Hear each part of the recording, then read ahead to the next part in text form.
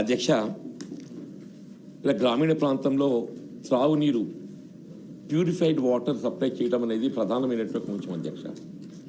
సరే, ఉమ్మడి రాష్ట్రంలో మనం ఈ మేరకు చర్యలు చేపట్టినప్పటికీ తెలంగాణ రాష్ట్రం ఏర్పడ్డ తదుపరి గత ప్రభుత్వం మిషన్ భగీరథ ద్వారా ఏదైతుందో నీరు అందింపజేయాలనేటువంటి ఒక ఆలోచన సంకల్పం మంచిది అయినప్పటికీ ఇందులో మనం గమనించాల్సింది ఏదైతుందో ప్యూరిఫికేషన్ ఆఫ్ ది వాటర్ ప్రధానం అని చెప్పి అంటున్నాం. వాటర్ ప్యూరిఫికేషన్ అనేది క్లోరినేషన్ ద్వారా జరుగుతుంది.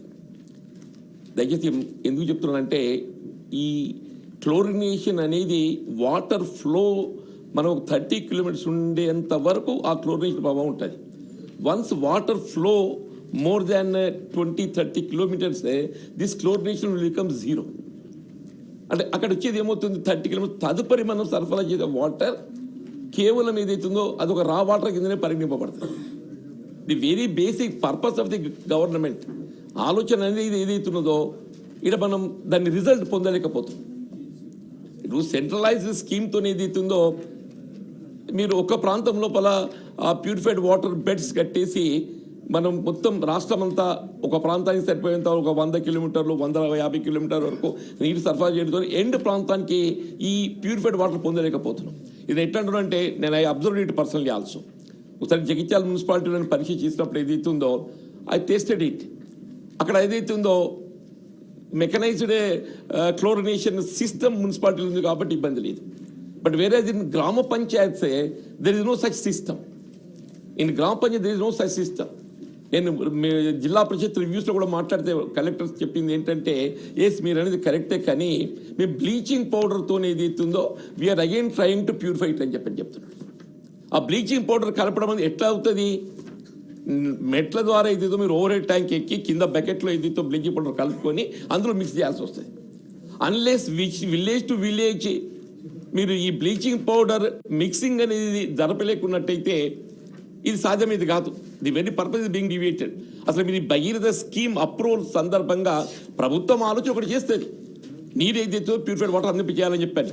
అది ఏ మేరకు టెక్నికల్ సాధ్యమవుతుంది, అందులో ఉండేటువంటి సమస్యలు ఇబ్బందులు ఏంటనేది గమనించి ప్రభుత్వానికి సూచన చేయాల్సింది ఇంజనీరింగ్ అధికారులు ఏదైతుందో ఈ క్లోరినేషన్ ప్రభావం ఏ మేరకు ఉంటుందని చెప్పని మీరు అబ్జర్వ్ చేయలేకపోవడం కొంత అంటే it's really unfortunate I'm telling.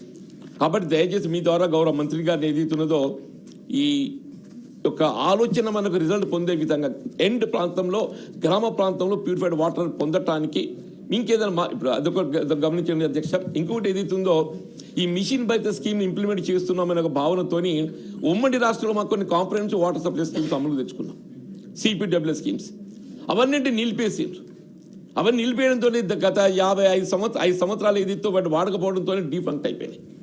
ఇప్పుడు భగీరథ నీరు మనం సక్రమంగా పొందలేకపోవడంతో ఏదైతుందో ఇప్పుడు దీన్ని పొందలేకపోతున్నామో గతంలో ఏవైతే నిర్మాణం CPWS స్కీమ్స్ ఏదైతే ఉందో వాటి వినియోగించుకోలేకపోతున్నాం. కాబట్టి మీ ద్వారా అప్పుడు ఉమ్మడి రాష్ట్రంలో ఏదైతే CPWS schemes comprehensive protect water supply schemes నిర్మాణం చేసి డీఫెక్ట్ అయిన ఉన్నటువంటి వాటిని ఏదైతే ఉందో రెస్టరేషన్ కొరకు ఏదైతుందో మీరు చర్యలు చేపట్టినట్టయితే మనకు అవి వినియోగులకు వచ్చే అవకాశం ఉంటుంది. రెండు మీరు దృష్టి కేంద్రీకరించాలని చెప్పని మీ ద్వారా గౌరవ మంత్రి గారు రవీందర్రావు గారు, అదేవిధంగా పెద్దలు జీవన్ రెడ్డి గారు అన్నట్టుగా సెంట్రల్ గవర్నమెంట్ ఏదైతే గొప్పగా 100% అని వాళ్ళ వెబ్సైట్లో చెప్పడం జరిగిందో, కానీ మేము వచ్చిన తర్వాతనే 4,48,000 ఇండ్లు అయితే కట్టలేదు. అవన్నీ కూడా పాతే చాలా చోట్ల గ్యాప్ ఉండడం జరిగింది. వాళ్ళు గొప్పగా అయితే చెప్పారు, కానీ 10 ఏళ్ల సెంట్రల్ నుంచి కూడా ₹1 కూడా రాలేదు వీటి నిర్మాణం కోసం. అయితే మేము వచ్చిన తర్వాత లాస్ట్ ఇయర్ ఎండ తీవ్రత ఉన్నటువంటి సిచ్యువేషన్లో కర్ణాటక నుంచి కూడా నారాయణపూర్ డ్యామ్ నుంచి జూరాల జలాశయానికి కూడా 2 TMCల నీళ్ళను కూడా విడుదల చేసుకొచ్చి మంచినీటిని ఇవ్వడం జరిగింది సార్. అదేవిధంగా ఫిబ్రవరి 24 నాటి గణాంకాల ప్రకారం మరి మరమ్మతులు చేసినటువంటివి కూడా బోర్లు 12,791 హ్యాండ్ పంప్స్ మరమ్మతులో ఉండే, అవన్నీ కూడా రిపేర్ చేసి వాడుకలోకి తీసుకొచ్చినాం. 7,227 సింగిల్ ఫేస్ మోటార్లు మరమ్మతులో ఉండే, వాటిని కూడా రిపేర్ చేసి వాడుకలోకి తీసుకొచ్చినాం. 5,946 PWS పథకంలో మోటార్లు మరమ్మతులో ఉండే, వాటిని కూడా వాడుకలోకి తీసుకొచ్చినాం సార్. ఇట్లా 626 కిలోమీటర్లు ఇంట్రా విలేజ్ పైప్ లైన్ మరమ్మతులో ఉంది. ఇవన్నీ కూడా మేము గత సంవత్సరం ఎండ యొక్క తీవ్రతను దృష్టిలో పెట్టుకొని మంచినీటి ఇబ్బందులు లేకుండా అందరికీ సరఫరా చేయడం జరిగింది సార్. రవీందర్రావు గారు అన్నట్టుగా ఇప్పటి వరకు గత 6 నెలల నుంచి 3,21,000 ఇండ్లకు కనెక్షన్లు ఇవ్వడం జరిగింది సార్. మిగిలిన వాటికి ఇంకా 1,28,000 ఇండ్లు ఉన్నాయి. వాటికి తప్పకుండా తొందరలోనే ఇవ్వడం జరుగుతుందని తెలియజేస్తా ఉన్నా సార్.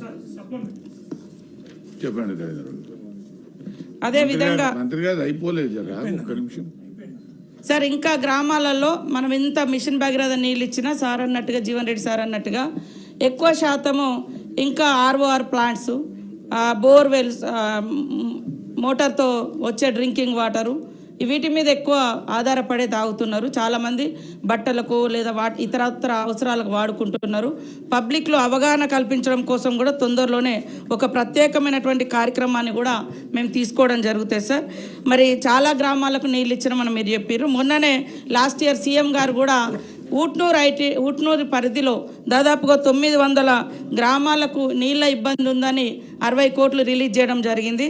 మరి వారం 15 రోజుల క్రితం కూడా మేము గజ్వేలు, భువనగిరి, జనగాం కోసం 210 కోట్ల రూపాయలను కూడా 210 కోట్ల రూపాయలను కూడా రిలీజ్ చేయడం జరిగింది సార్. ఇప్పుడు టెండర్ దశలో ఉన్నది, పని కూడా స్టార్ట్ చేస్తూ ఉన్నాం.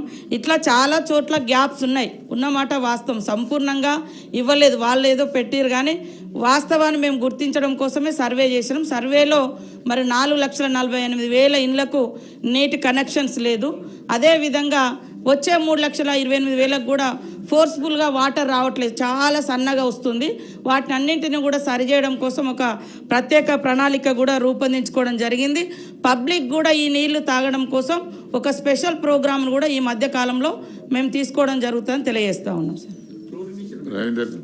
క్లోరినేషన్, అదేవిధంగా క్లోరినేషన్ చేస్తాం. తర్వాత ఇంకా అంటే ప్యూరిఫై చేయడం కోసం కూడా ఒక కొత్త టెక్నాలజీ ఎట్లా చేయాలనే అటువంటి డిస్కషన్లో కూడా మా డిపార్ట్మెంట్ ఉంది.